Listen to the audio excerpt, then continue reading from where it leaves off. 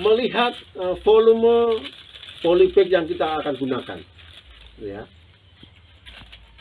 Kita juga melihat jenis apa yang kita mau kembangkan.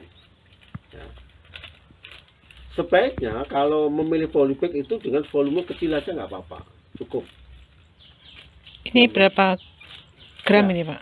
Kalau kayu putih sebetulnya itu cukup dengan 5 kali 10, 5 cm kali 10 cm. Itu cukup. Masalah dia mempunyai akar yang cukup kecil.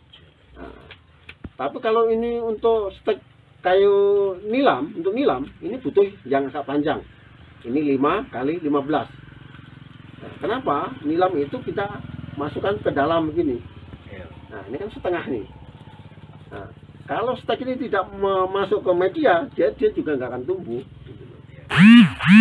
Makanya dengan masuknya stek ini ke dalam media, ini akan tumbuh akar. Gitu. Makanya kita memilih polybag adalah melihat jenis apa yang kita kembangkan. Sebab apa? Kalau kita salah milih, kita akan banyak membuang biaya dan untuk pengadaan media.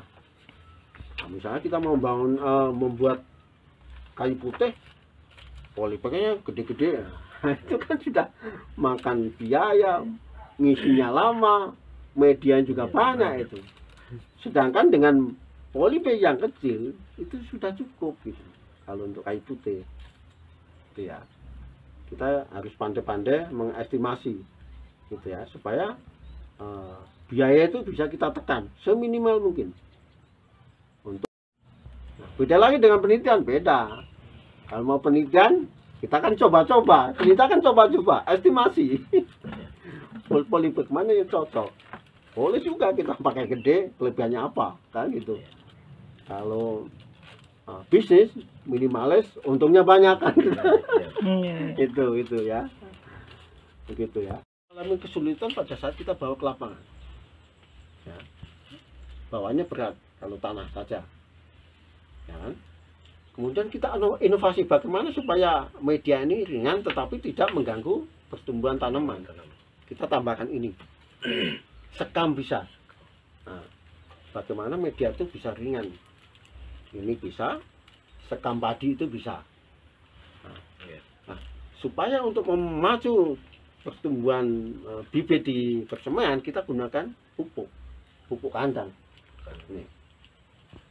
Gitu ya. Bisa menggunakan 2-1-1, bisa menggunakan 3-1-1. Ya. 2-1-1 itu akan ringan. Medianya tanahnya cukup sedikit. Dia juga bisa hidup. 2-1-1 itu duanya apa, Pak? 2 tanah, Bu. 2 tanah. 2 tanah. Satunya bisa ini, bisa sekam. Satunya lagi adalah pupuk. Pupuk kandang tadi. Pupuk kandang. Ya. Nah, kalau pakai pupuk, kita tidak melakukan pemupukan lagi di tingkat bibit di dalam polybag. Ya, itu tidak saya pupuk itu, udah segitu tingginya. Nah, itu. Kalau tidak pakai pupuk, kita akan memupuk manual, pakai NPK. Gitu. Sebetulnya juga bisa hidup, pakai tanah dan ini misalnya bisa hidup, tetapi bagi pelaku usaha itu tidak bisa cepat kita jual, gitu ya. Gitu. Dampaknya terhadap kekokohan bibit. Tuh. Kalau kita istilahnya banyak pupuk, kekokohannya tidak maksimal, ya. Kekokohan itu kan diameter dibagi tinggi itu kan. Nah, kalau sekilas mata ya kokoh itu, kaku. Nah, itu kelebihannya adalah sangat cocok itu kita tanam. Tetapi kalau dia tidak kokoh, ini leto itu, nanti dampaknya di lapangan. Tadi pupuk itu malah nggak bagus kalau kebanyakan ya, Pak? Kebanyakan tidak bagus, Bu. Tidak bagus. Menyebabkan tidak kokoh malah. Tidak kokoh, tidak kokoh. Jadi pupuk bisa digenjot pada saat bibit itu sudah ditanam di lapangan.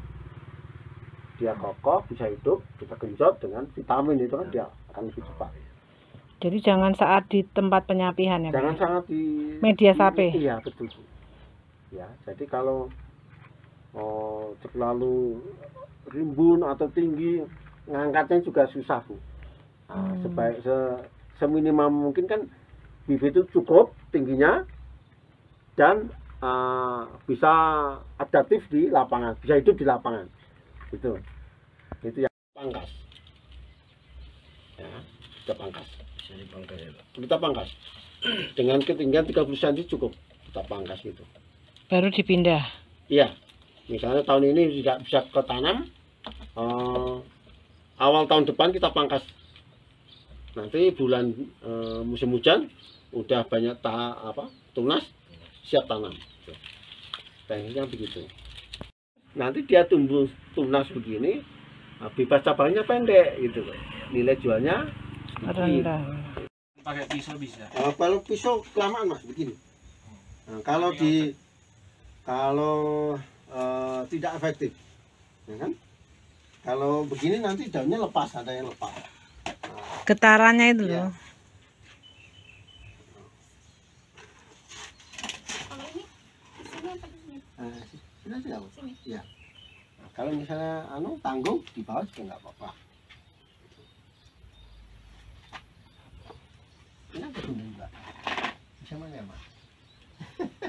Gitu.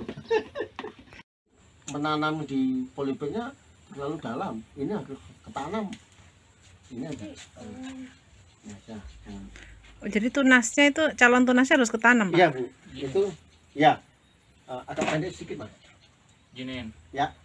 Segini. Iya. Itu calon tumbuh 1 atasnya. senti lah. Iya. Oh, bengkok gini, Pak. Hah? Di sini. Ya. ini. Sini. Ini dihilangkan. Nah, itu. Nah, Ya bagaimana supaya dia Itulah. bisa tanam itu. Kalau bengkok ya pilihlah ya. 1, 2. pokoknya Ini enggak apa-apa. Nggak apa-apa. Kalau yang atas nggak usah dipepetkan. Yang bawah aja.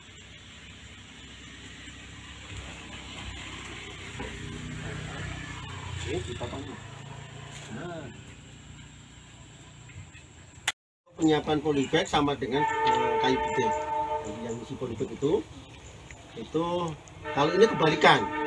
Kita siapkan dulu polybag, kemudian sampai sungkupnya tadi, baru kita selesaikan ini. Jangan dibalik. Kalau ini dulu boleh bagi polybag kelamaan. Kasihan ini. Gitu ya. Kemudian ini kita potong. Memilih. Memilih pohon induknya, calon stek atau calon bibit itu yang tidak ada penyakit. Tidak ada penyakit. Kalau ada penyakit, namanya penyakit guduk. Ya, bukan putih, malahan kayak apa ya? Coklat itu yang nempel-nempel di anu. Jadi dia menyebabkan daun itu ngelinding. Apa ngelinding maksud Jawa? Bahasa Indonesia ngelinding. menggulung. Nah itu. Ini kemudian Pak itu diisi aja. Ini tekan. Ini. Kemudian ini. Kita pilih ke sini. Ini satu stek di pucuk. Ya. Kemudian nanti dimasukkan ke bak itu. Kemudian lagi ini. Minimal ada 2 mata ini. Ini yang nanti yang di atas. Ini yang kita tanam.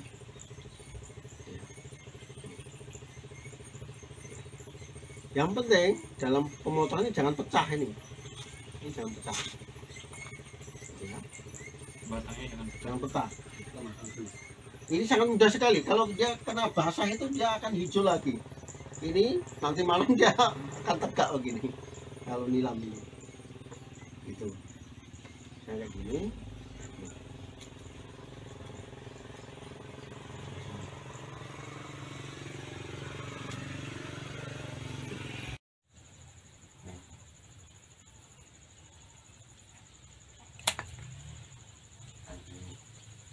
Ini juga bisa hidup. Ini bisa bisa kita stek. Nah, yang penting jangan kebalik nanti nanamnya dan begini. Makanya dalam menempatkan stek ini juga kita ingat, oh yang bawah itu adalah batang bawah itu. Apa dikasih tanda? Kalau kasih tanda nanti kelamaan. Kalau 1 juta bibit bagaimana? Mengerti apa ya? Apa ya? Mengetahui. Mengetahui itu ini atas atau bawah ini mas. Tunas ini. Menghadapnya. Kalau menghadap atas otomatis ini bawah. Nah, kalau begini masa kebalik. Nah, ini nanti tumbuhnya ke bawah gini. Nanti kayak taring. Ya. Sebenarnya 1 sendok. Tujuannya untuk apa, Pak? Untuk merangsang akar. Nah, ini cukup, nggak usah kental-kental. Kemudian ini dimasukkan sini. Berapa lama nanti? Lamanya adalah selama kita membuat lubang dulu. 15 menitan. Ya, jadi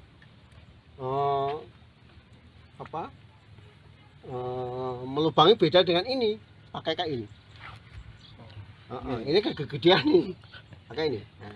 Nilam dengan kayu putih. Iya. Kenapa ya Pak bisa beda gitu? Kalau ini kan akar Bu, dia butuh lubang yang agak besar gitu. Kalau ini kan stek aja. Jadi lurus saja lubangnya. Dimasukkan aja. Misalnya ini kan, nah,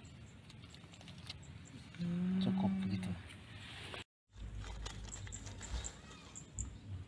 Nah, lubangnya jangan dalam-dalam Pak. Jangan sampai stek itu menggantung. Ya, jangan sampai stek kita tanam itu menggantung. Pertumbuhan ya. Kalau menggantung dia mati Bu. Masa dia nggak bisa mendapatkan media untuk tumbuh akar. Jadi tidak dari samping-sampingnya ya? Enggak. Dari Bawah. bawah. Ini Bu. Iya, permukaan bawah itu. Iya.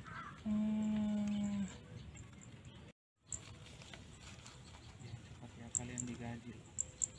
Sama Pak Bos itu. Nanti habis ini ditraktir di McD. Iya. Di ala-ala tapi. Kalau nggak ikut praktikum rugi besar ya Pak. Nggak dapat ilmunya. Ini ilmu dasar banget loh Pak. Iya. Dasar yang dibutuhkan di lapangan. Iya. Untuk Dia yang gunting. layu begini Bu. Oh. Kalau kita siram dia tegak lagi. Gampang. Karena dia nggak pakai masker itu loh. Pakai loh, Bu. Oh pakai loh. Oh, akhirnya kamu Tapi pakai. kayaknya lebih ganteng pakai masker ya, Bu. Oh ya. Oh iya sih. Ngerayu. Dari Vicky. Vicky itu ada toh? Nah, gitu. Oh Nahak itu ikut toh? Dia baru mungkin baru bangun itu. Mungkin baru bangun. Jangan sini aja dikit. Dan habis ya. Kalau dipotong habis tinggal tangkainya ya nggak tumbuh Mbak. Oh ya, kalau nanam dari tengah ke Habis. pinggir. Nah, lubang. Coba nih. Yang bekas pegangan itu, pegang pajet ini, jadi supaya rata itu. Oh. Ini beda Jadi nanti. Sana. iya iya. Nah, Oh iya. Tadinya kan kayak ada kemiringannya ya Pak ya. Oke. Dihabiskan ya. Iya. Nah, itu. Pengalaman Enggak, tuh. kalau ini ya ini kan sisa tadi. Kalau skala banyak kan butuh biaya juga. Dia pun Oh. nggak mau.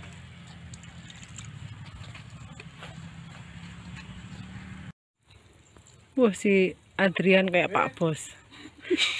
Nungguin karyawannya. Ya, Mempertahankan kelembapan Bu. iya supaya lembab tuh Pak. Iya. Supaya dia cepat tunas. Ya. Kalau semai dia cepat adaptasi. Dia tumbuh dengan baik. Nah, berapa lama dia menghuni kayak begini kan? Nah, kalau kayu putih itu 2 bulan cukup. Nah, 2 bulan cukup. Nanti sistemnya pembukaannya adalah setengah dulu. Ini buka setengah. Jangan langsung open semua, dia nggak tahan ya. Setengah, dengan pelakuan setengah sungkup itu 1 minggu, kemudian open, buka semua los gitu ya. Nah, kalau tingkat semai begini, penyakit tidak begitu banyak, cuma hewan siput pekecot itu biasanya dia masuk ke situ. Nah, dia cuma menginjak-injak itu, jadi mengganggu posisi batang dia. Kalau untuk pemakan dia nggak ada masalah, dia mengandung minyak gitu ya. Kemudian dengan waktu yang tadi 2 bulan katakanlah itu tadi, kemudian ini juga butuh dibuka ya, buka. Biasanya di sini 3 bulan atau 2,5 bulan ini dibuka, ini dipindah ke sana, di open, tempat open. Menutup sungkup. Tidak perlu disiram lagi ya Pak ya? Enggak Bu. Jadi itu medianya nggak kayak tadi tuh, jadi disiram dulu atau disiram kalau lagi? kita pakai itu, nah itu kan daunnya begini banyak. Tetap dia sama akan aja. mengganggu Iya, enggak. kokohan dia. Bu akar.